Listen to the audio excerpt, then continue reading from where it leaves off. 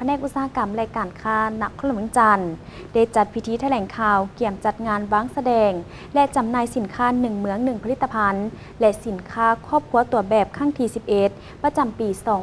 2025 เพื่อเป็นการสุขยูส่งเสริมให้บรรดาหัวหน่วยธุรกิจสินค้าโอดอปมีการขยายตัว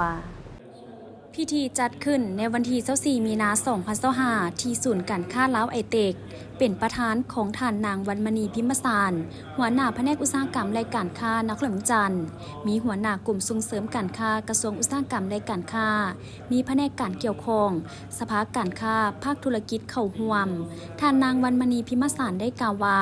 จุดประสงค์ของการจัดงานเพื่อเป็นการสุขยูส่งเสริมผลิตภัณฑ์ภายในและนำไปสู่การพัฒนาแบบยืนยงและมีประสิทธิผลสูงสุดให้สามารถเข้าถึงตลาดทางภายในและต่างประเทศสร้างความเข้มแข็งให้หัวหน่วยธุรกิจที่เหตุการผลิตสามารถก้าวเข้าตลาดเทอละก้าว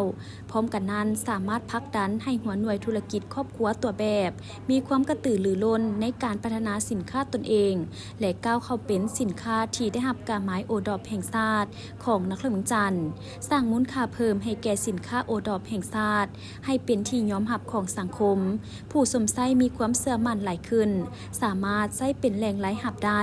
และสร้างความเข้มแข็งให้แก่หัวหน่วยธุรกิจสินค้า1 เมือง 1 ผลิตภัณฑ์ให้เห็นได้ผลิตภัณฑ์ที่เป็นท่าแห้งเพื่อกำหนดให้เป็นผลิตภัณฑ์ที่เป็นเอกลักษณ์สามารถสร้างกลุ่มการผลิตเป็นสินค้าที่เป็นท่าแห้งของบ้านเมืองและแขวงในต่อหน้าเพื่อเป็นการโฆษณาแลกเปลี่ยนบทเรียนระหว่างนักธุรกิจ MSME ด้วยกันโดยเฉพาะหัวหน่วยผลิตภัณฑ์สินค้าภายในด้วยกันในทั่วประเทศเว้ารวมว่าเฉพาะก็คือหัวหน่วยธุรกิจโอดอปของนครหลวงจันทร์และต่างแขวงในทั่วประเทศด้วย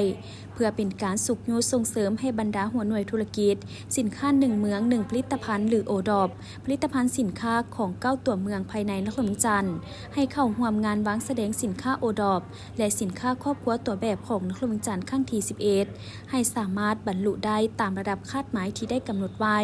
เป้าหมายในการเข้าร่วมงานรวมทั้งหมด163หัวหน่วยในนั้นประกอบมีสินค้า1 เมือง 1 ผลิตภัณฑ์70หัวหน่วยสินค้าครอบครัวตัวแบบ47หัวหน่วยสินค้าอุตสาหกรรม20หัวหน่วยสภาการค้าและอุตสาหกรรม11หัวหน่วยธุรกิจท่องเที่ยว5หัวหน่วยสินค้ากสิกรรมปรุงแต่ง10หัวหน่วยการจัดงานวางแสดงและจำหน่ายสินค้า1 เมือง 1 ผลิตภัณฑ์และสินค้าครอบครัวตัวแบบครั้งที่ 11 ประจำปี